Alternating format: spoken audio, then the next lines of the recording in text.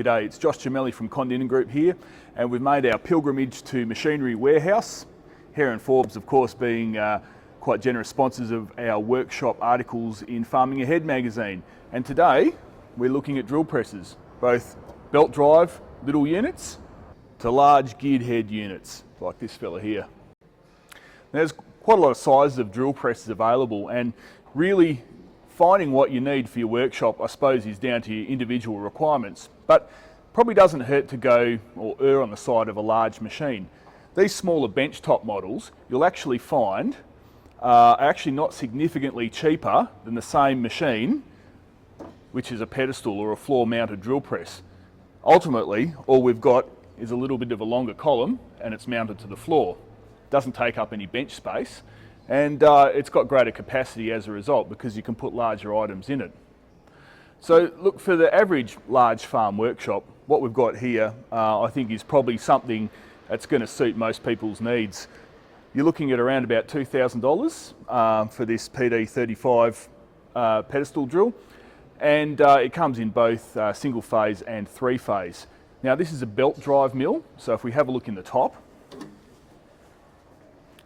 we're changing speeds by changing belt position. It's not all that difficult. You've got a tension adjustment there and lock it in place there. When you're looking at buying a drill, it's important to note the speeds that are available. Now on this one, note that we've got rabbit speed and tortoise speed. So that takes our RPM down to 90. Whereas this is a very similar model drill, but our lowest speed is 180. So the difference between the two is that the electric motor on this fella here is 2-speed. Now, the reason why drilling speed is so important is that if you want to run a large drill bit, you're going to need a slow speed. You can't whack a 25mm drill bit in one of these and expect to run it at 500 RPM.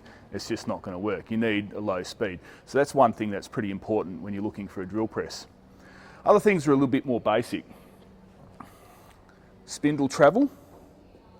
So this has got about 130mm. Obviously, if you've got a bit more spindle travel, the machine's a bit more flexible. You can put a small pilot drill in this fella.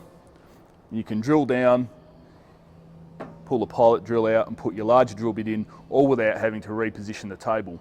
Now that's not such a bad thing if you haven't bolted anything to the table, but if you've spent a bit of time bolting something to the table or in a vise, you're probably not going to want to move that fixture and therefore move the table. That's where also quality comes into it, because the spindle of the drill, you want good bearings, a nice solid spindle. If it's going to have any flexibility and slop, it's going to be at the limit of its travel.